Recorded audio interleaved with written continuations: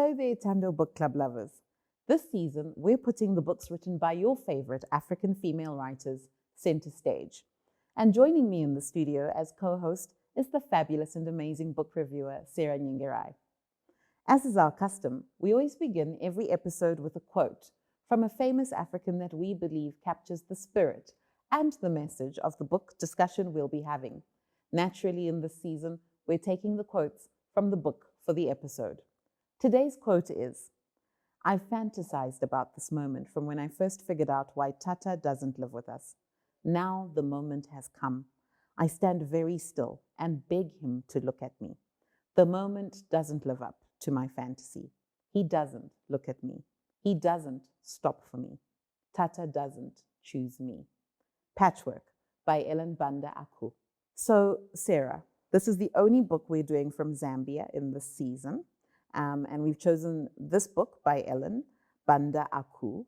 Tell us a little bit about Ellen as an author. Thank you, Selina. Ellen Banda-Aaku was born in Surrey in 1965. She is the middle child of 3.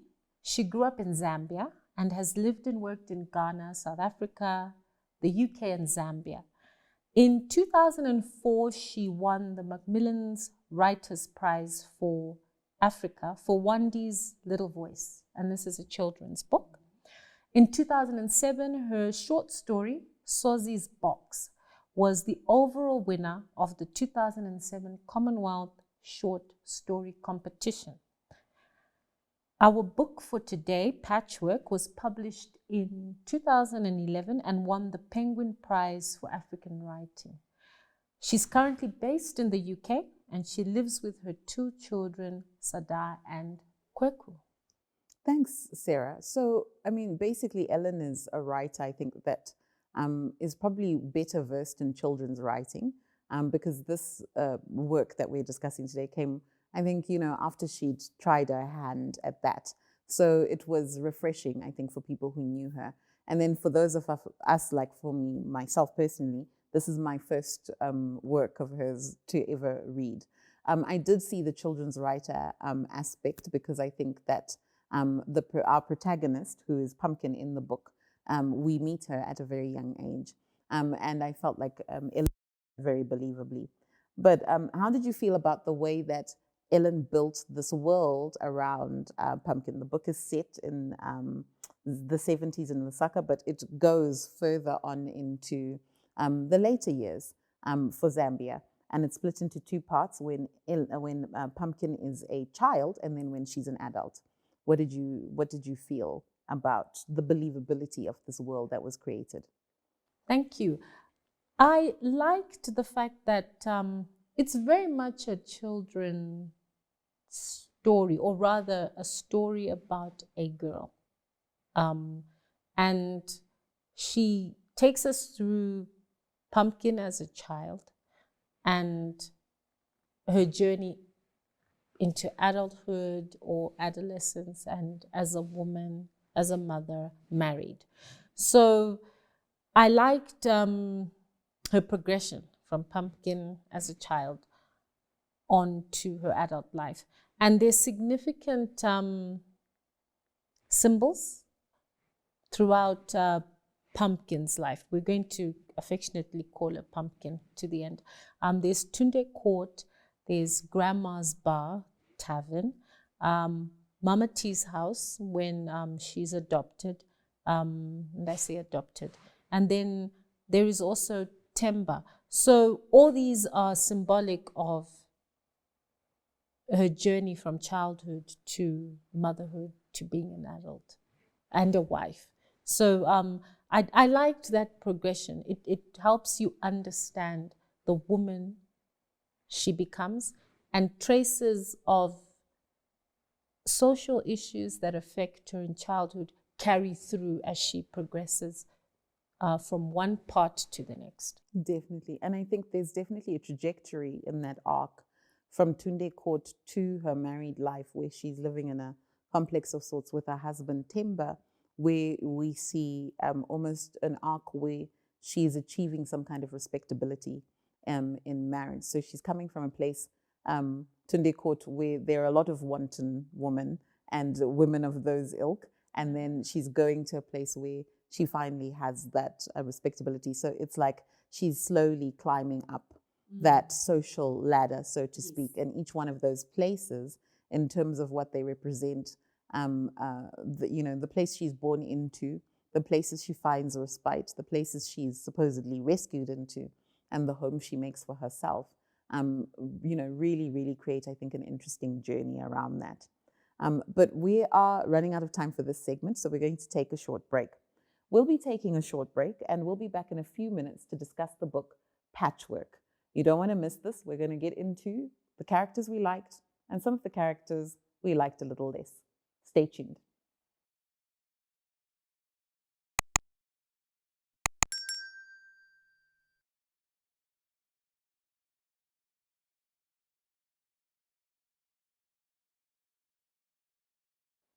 Welcome back. You're watching the Tando Book Club, and we're talking Patchwork by Ellen Banda-Aaku. And Sarah Nyingarai is joining me for this riveting book discussion. So Sarah, who were your favorite characters and least favorite characters in this novel? Thank you, Selina. I liked Pumpkin.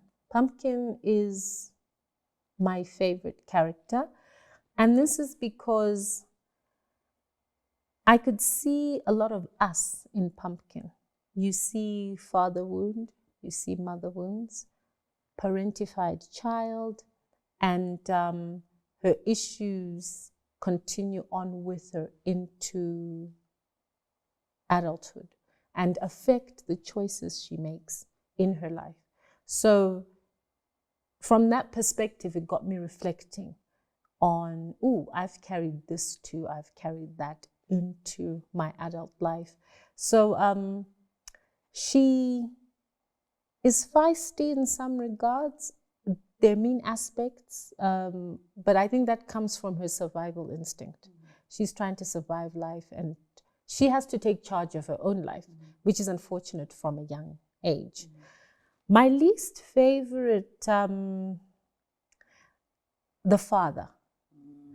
I thought he was self-centered, and the people in his life are just supporting characters for his own agenda.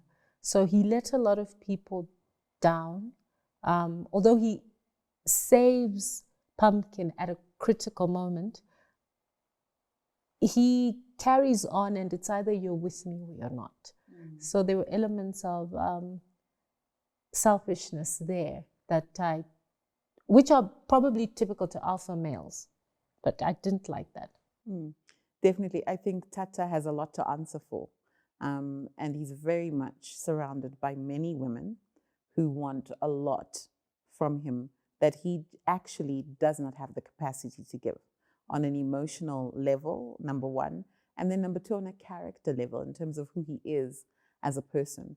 So very good in a crisis, in a critical moment, very good when it comes to writing a check or pulling out money, but not very good in the in-between, in the everyday kind of things.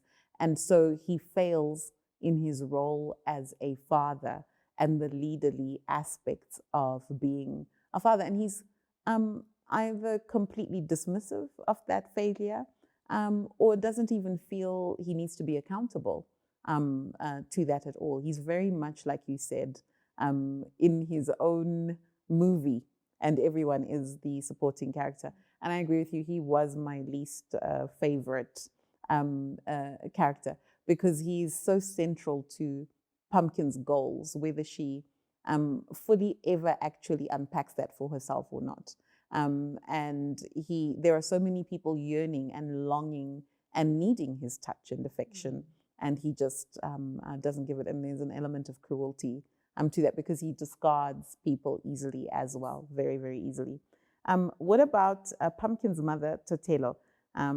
She is very interesting to me, distracted parent, a little bit of a problem with addiction there that, we begin to appreciate as we see Pumpkin's story as a child, and a tragic figure. What would you say about Totelo? she, in her own way,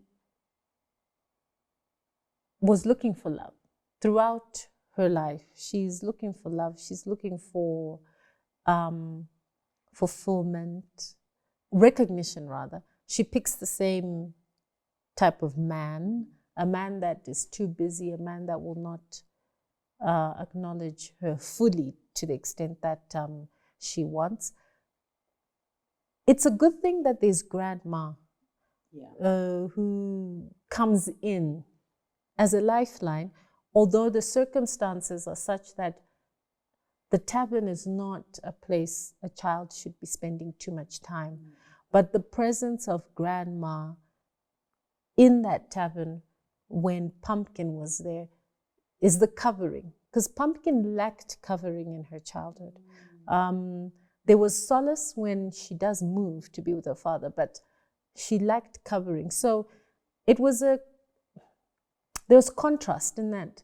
Here's this covering and it's in a tavern, and that's no place a child. But she became accustomed to it, accustomed to some of the visitors, would talk back, was quite feisty, but in of itself, that place was a hazard. But that was the mother's fall back when she was unable to parent during her moments of being distracted or addiction.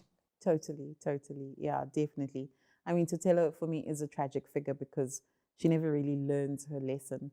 And, you know, her ending in the book, I think, reflects that. But yes, definitely Grandma is an interesting figure, Grandma being Totelo's mom. There's righteous anger and indignation for her daughter being in the situation. As we discussed earlier, maybe too much anger, and you know, we never get really told explicitly why that is, but very, very interesting. And in those three characters, if we look at Pumpkin, Totelo, and Grandma, mothers and daughters, and patterns and cycles repeating themselves in those bonds through those three lives, very, very interesting. But we're running out of time, and we are going to take a short break. But when we come back, we're going to discuss some key life lessons, and we're going to do what we love to do on the book club, which is do a short reading from the book. So please stay tuned. It's only getting better.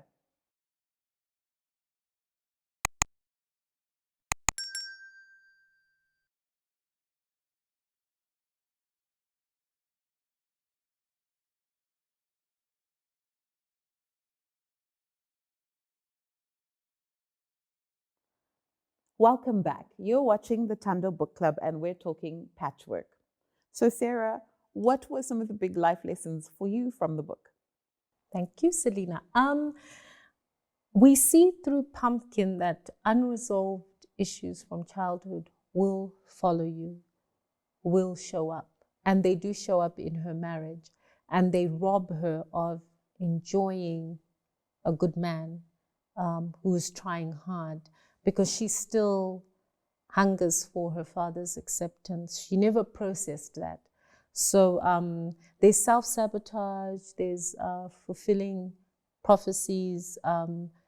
She carries it with her, and it's sad to see her destroy a good thing or not fully just enjoy the now. So it's our responsibility to heal our own wounds, despite how justified we are to be angry about it. You have to get to a point where you are now taking responsibility for how it affected you, not condoning it, but saying, okay, this is how it damaged me, and this is how it's manifesting in my life. So those are, and it's pointless to try and control people and outcomes. You're just responsible for yourself. But yes, that the father wound was so strong in Patchwork's life, and it reminded me that, okay, father wounds are real. Definitely. I think the impact that both of her parents had on her was she had a fragmented identity that never came together for me. And so Patchwork is such an amazing title for this book, because those fragments never came together. She was hidden, yet she so desperately wanted to be out in the open. And then when she was seen, she could not be all of who she wanted to be. So there's this unattainable goal and dream that she's always striving for that she never quite gets. And then that becomes her story and that becomes her identity. And that's really, really, I think, sad. For me personally, I struggle with books where the characters are unsympathetic because I'm like, you can fix this and you're not fixing this. And that's the feeling I had with the book. Like, there are so many characters who are binding themselves to Tata. And he's really not all that, you know. And I'm like, why are you doing this? But I think it was masterfully told because I was able to go along with it. Usually I would put the book down and be like, these characters are frustrating me. But I think what Ellen did in this book is she made them so relatable that you could see, like you said earlier, an aspect of yourself in those characters. We are coming to the point where we like to do the reading. So what have you chosen for us today from Patchwork? Okay. I've chosen a piece from when Pumpkin is now living with her father. It's 4 weeks and 2 days since I arrived on the farm. It feels like 4 years. The morning after Tata brought me here, Mama T left the farm with 5 big suitcases. I knew it was because of me, even though Sissy lied to me that it wasn't. When Tata got home and found she had left, he said to Sissy, "She'll be back. She just needs time." He was right. Mama T came back 5 days later with her 5 suitcases and 6 elders from her church. They prayed loudly and sprinkled water all over the house, inside out. I watched them from the laundry room, from where I was squatting between the concrete sink and the dryer, all the while wishing with all my heart that I could go back home to Ma. Yes, be careful what you wish for. Yeah, sometimes it doesn't look greener on the other side. Thank you so much for that, Sarah. And I really like the reading that you chose. Thank you. Well, it's been another great edition of the Book Club as we've talked Patchwork by Ellen Banda-Aaku. See you again next week, same time, as we celebrate yet another fabulous African female author. Until then, stay safe, stay strong, and stay true. And if you can, do it with a smile. Goodbye.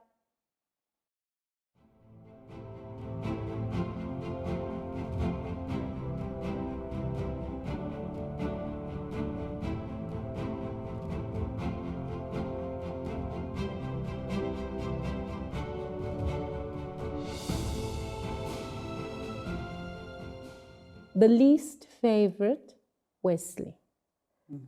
Wesley, toxic. Yeah, Cashman. Toxic, yes. Abusive. Narcissistic. But I will add, I like how Sue gets you to understand why he ended up that way. And that's Sue's writing style as an empathetic writer. You get an appreciation of how did this person or how this person turned out to be the way they are. Not to justify, because he was a criminal in so many ways. I really struggled to find any love interest or man that I actually appreciated in this book. There was no one who kind of got my heart racing and got me feeling like, oh, this is somebody good. In many of the stories and many, especially Kolisa's entire love history, I was just like, what is going on? Like, this is just getting worse. Well, you know, as it was for me, I'm sure she had her high moments in the story. The most prominent one, no such thing as a perfect family. Try as you may to present a picture-perfect image. Whichever way you do it, with the cars, with the mansions, with the best schools, the best universities, There's no such thing. Families have secrets, and secrets will always come out. And that's another thing. You can buy time, but secrets always come out. And then, of course, my final one, life will unfold as it will, irrespective of the effort humans put to control outcomes. Control almost always seems to backfire.